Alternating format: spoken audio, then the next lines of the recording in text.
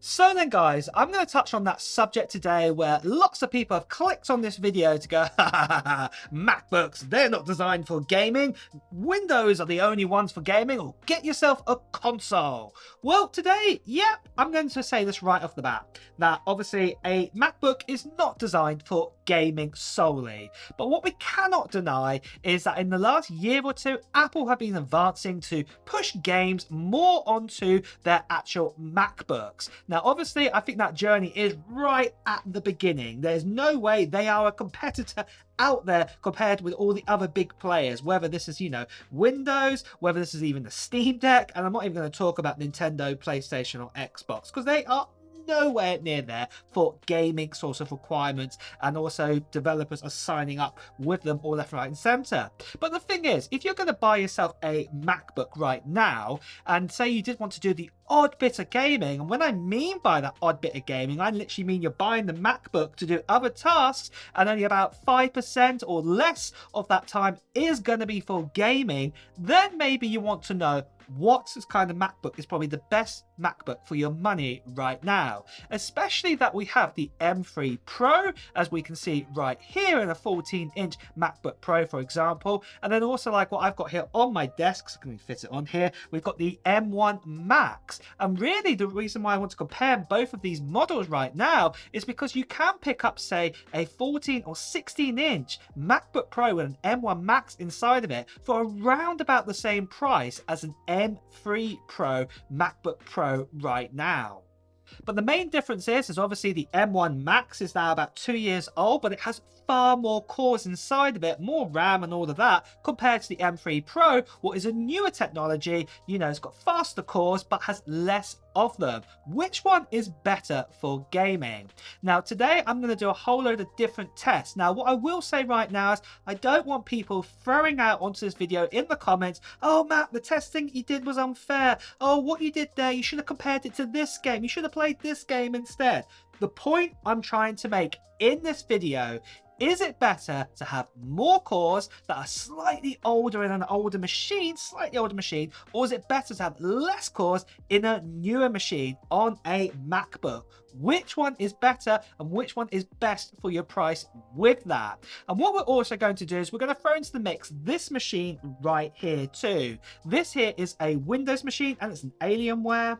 And it is an Intel i7 12th generation. It's a 700H, and it's got 14 cores with 6 performance cores and 8 efficiency cores, 16 gigabytes DDR5 RAM, and also has the mobile version of the NVIDIA RTX 3060 with 6 gigabytes of RAM dedicated for that too. And like I said, the two MacBooks that I want to compare today will cost around about $2,000 each when you can buy them right now. So if you get the M1 Max 14 or 16-inch MacBook Pro, you can now pick up this M1 Max with these specs. So you can get one with 10 cores inside it, and it has 2 efficiency cores and 8 performance cores. And also the model that I have here for GPU cores has 24 of them, 32 gigabytes of RAM, and also has 400 gigabits of bandwidth. And yes, like I said, it is the 16-inch model. Then what I've also got is, like I said, is this M3 Pro MacBook Pro. And it has inside of it the binned version. So this is the 11-core CPU version with 6 efficiency cores and 5 performance cores. It has the 14-core GPUs, and it also has 18 gigabytes of RAM, 150 gigabytes of bandwidth, and like I said, it is the 14-inch model. And there we go, those are our test-free models. Now, one thing that I've also not pointed out right now is also the cost of this Alienware PC, or this laptop right here. And I'm going to get onto that later on in the video, and you will see why. But first of all, let's have a look at some benchmarking first of all. If I just ran some traditional Geekbench benchmarking, let's see what the scores are here. So looking right here at single core performance to begin with, obviously it is very evident that the M1 and the M3 series in single core performance is definitely ahead of the Intel, but not by that much when you think about it, to be fair. But multi-core performance as well, if you have a look at M1 Max is at 12,230, M3 Pro is at 13,954, 4. What's really impressive that it's overtaken the M1 Max. And then obviously then we have the Intel i7, and then that's at 11,424. So even though we do have more cores in the M1 Max, obviously the M3 Pro is definitely ahead here straight away, that we're going to be getting more performance on the M3 Pro just with raw Geekbench scoring here. But the Intel one, like I said, not that far behind. It is behind, but not that far.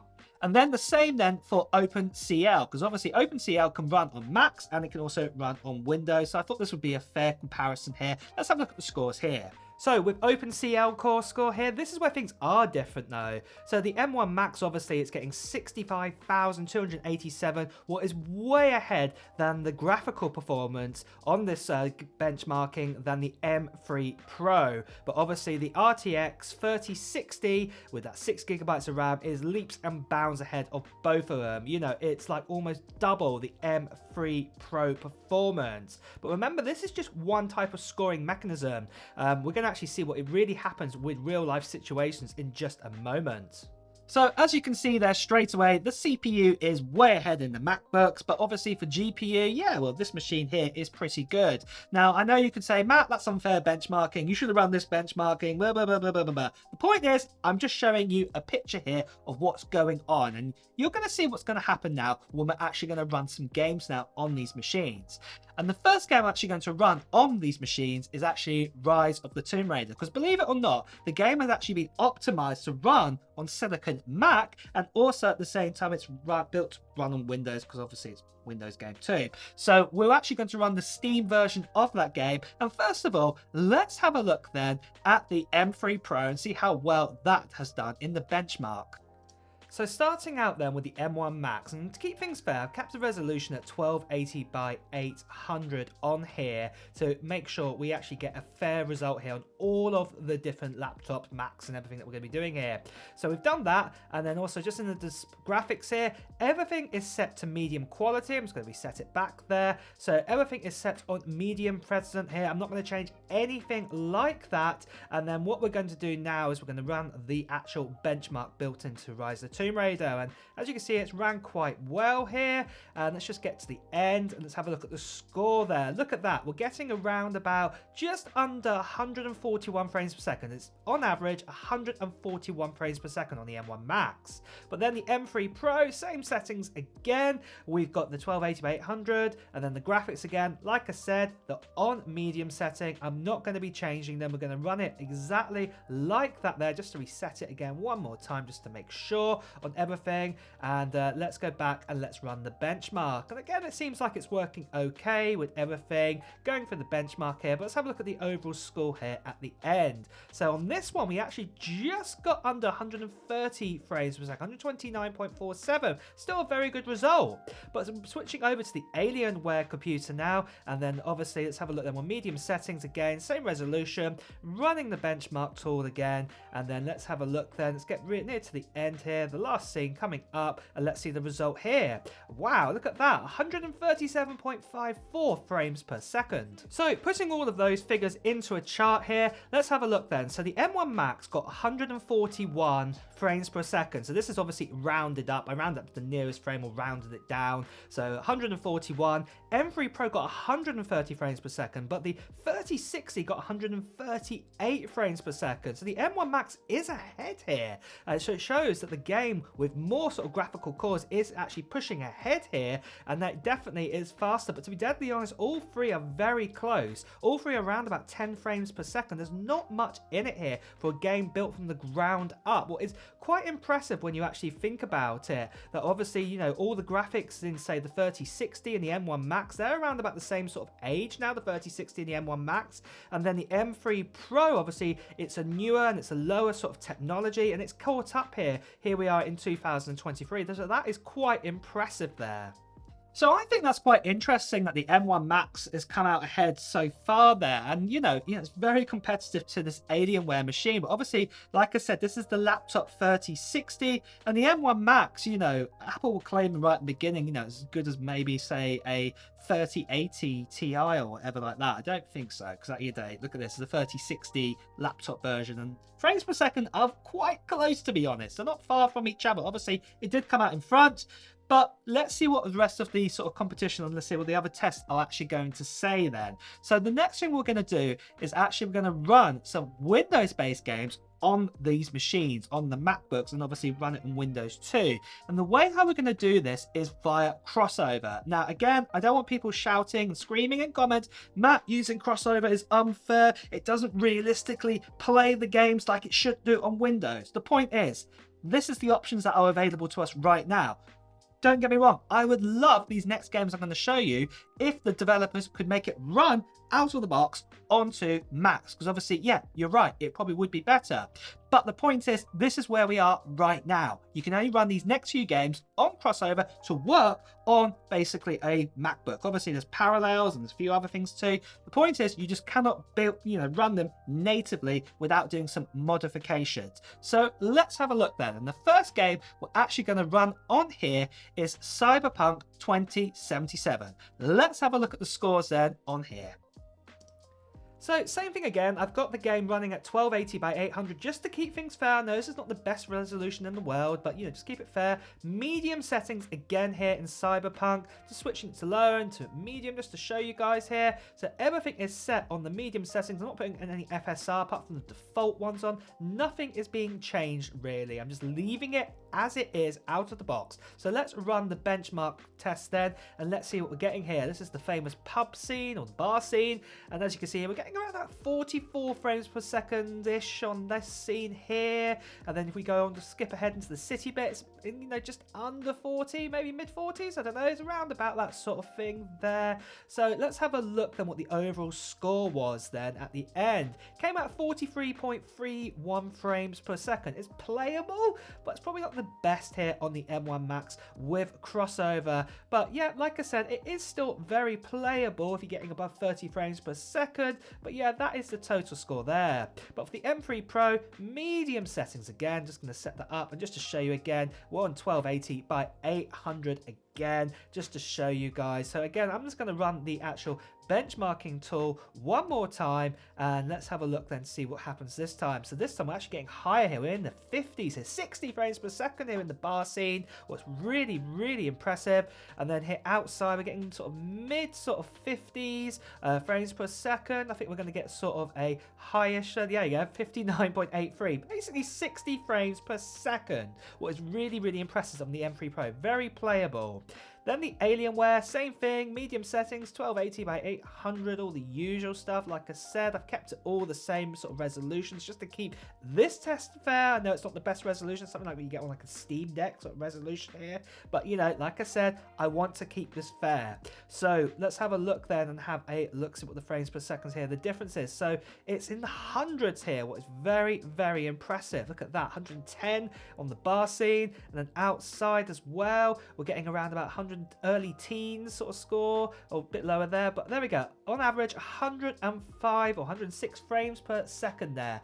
Very impressive indeed. So different here then to what we got then with the frames per seconds on Rise of the Tomb Raider.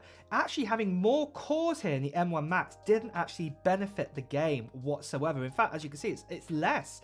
M3 Pro with its less GPU cores inside of it performed way better than the M1 Max here with the average sort of frames per second. And obviously having that dedicated laptop graphics, it was leaps and bounds ahead. We're talking over double the performance M1 Max and almost double the M3 Pro. So obviously that dedicated graphics there with its own 6 GB of RAM is really, really ahead. And obviously the game is designed for Windows, and this is just an ability to run Windows games on a Mac with crossover there. Then the next game after Cyberpunk we're going to run is GTA 5. This one's a little bit more older now. We just had the announcement of GTA 6. So let's see what GTA 5 is like then and see how many frames per second we're going to get on here. And we're actually just going to test one part of the benchmarking, and that is the driving element at the end of the benchmarking test to see how many sort of average frames per second we are getting there. Now, for some strange reason in crossover, I can't get the same resolution happening all the time. So I'm going to actually keep the video memory the same same on all three of these laptops. Because like I said, I can't keep the same resolution for some strange reason on all three MacBooks.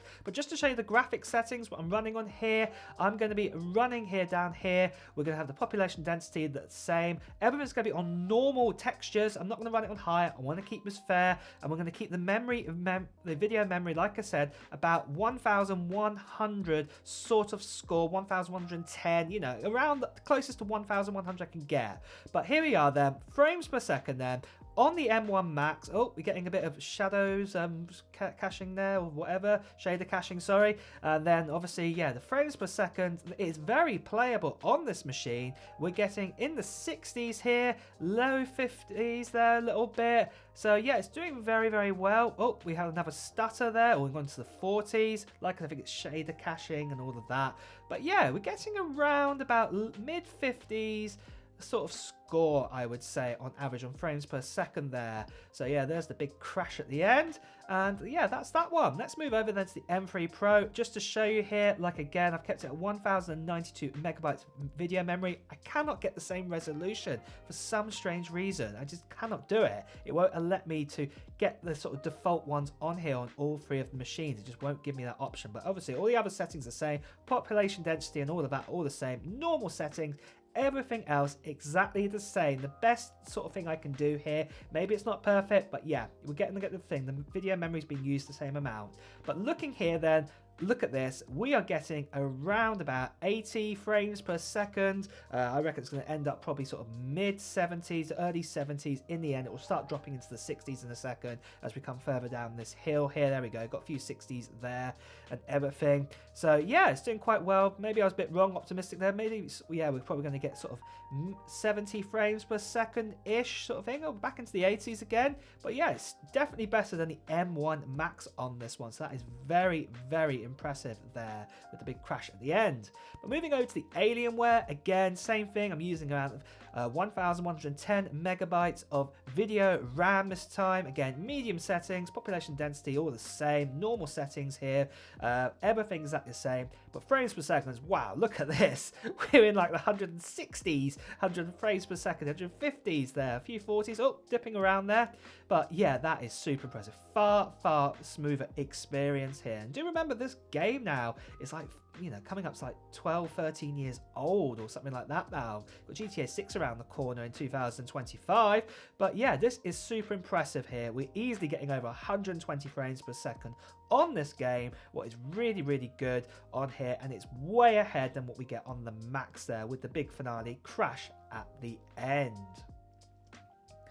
So similar to CyberPunk, I made another table here, and again, it is quite interesting to see that the M1 Max is behind here, the M3 Pro. It is really showing that newer graphical cores in the M3 Pro are better, even though there are less of them inside of it. It is definitely ahead in its frames per second, but still nothing can beat native Windows with the 140 frames per second we were getting here with the 3060. It is leaps and bounds ahead. You know, we're talking almost double the performance here. So yeah, it is crazy to see that. But like I said, this is the only way we can play a game like this, and quite a lot of AAA games, or even older AAA games, it's the only way we can actually play them is like this. And there we have it, guys. I think we have our answer here, and it's quite clear from the MacBook Pro point of view. The MacBook Pro with the M3 Pro, even with less cores in it, less memory bandwidth, less RAM, is actually better than getting an M1 Max with more cores, generally speaking. Now, obviously, Rise of the Tomb Raider, that was a different story. And I'm thinking the main reason possibly behind this is actually possibly to do with the actual CPU cores. This is my guess, okay? I could be completely wrong here. Generally speaking, most PC games that come out on console 2s are developed for an 8-core sort of processor.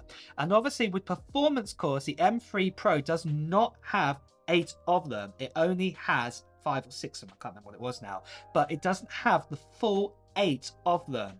And I think this is also not helping with the actual situation here, that those performance cores are being utilized, whereas the M1 Max does actually have 8 cores inside of it, and it can also help with this. Also, the other main reason could be behind simply that Tomb Raider is actually looking for the more cores, the better. So multi-core GPU performance, it works better with that. Like I said, the game has been built from the ground up to work on MacBooks. It's not just been a slightly modification, you know, like crossover what we did from Windows over to this. They've actually optimized the game to work on Macs, and I think this has helped a lot, and that's why the M1 Mac actually was ahead there.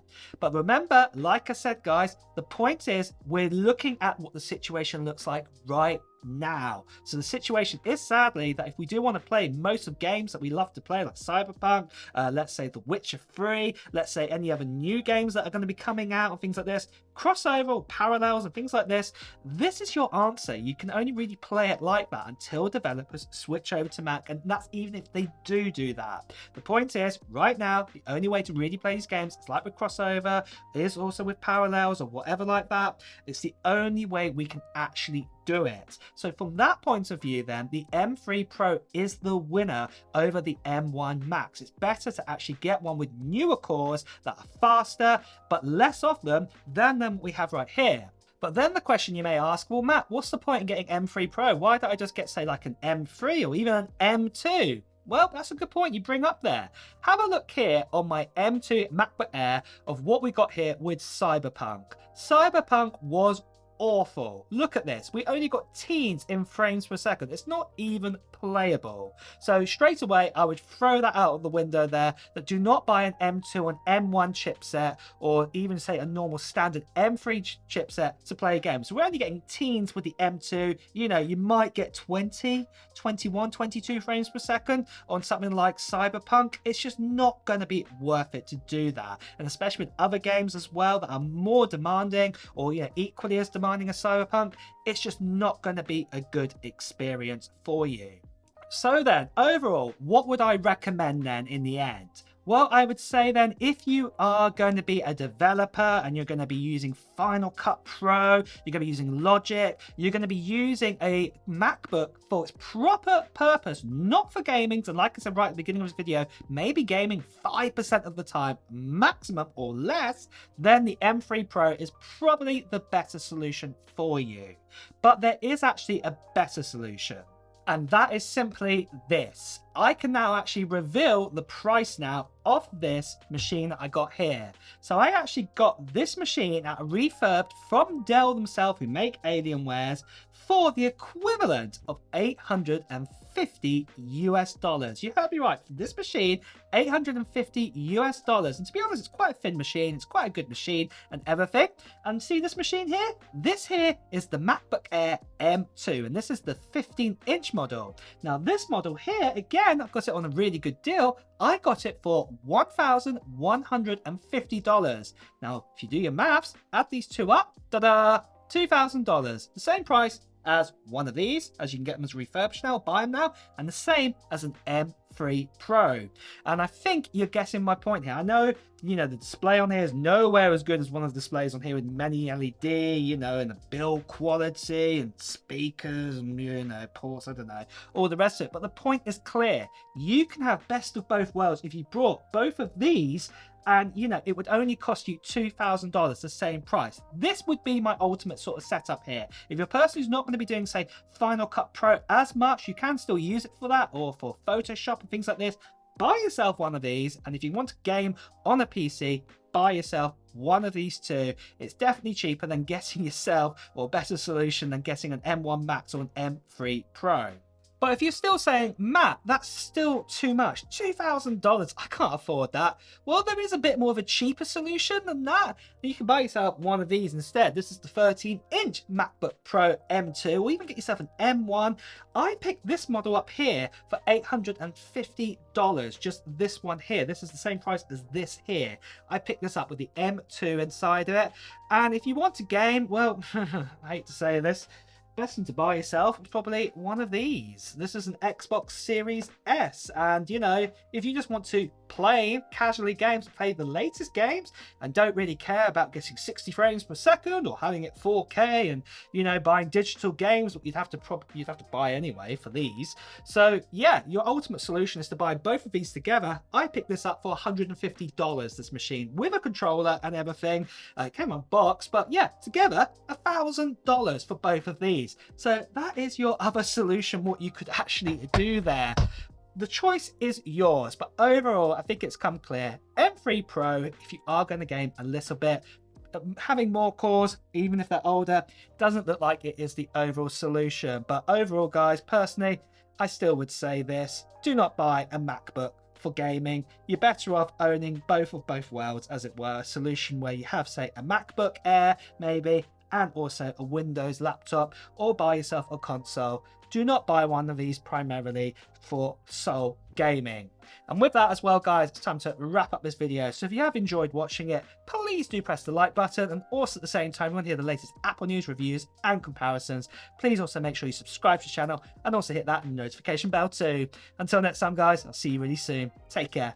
Bye bye.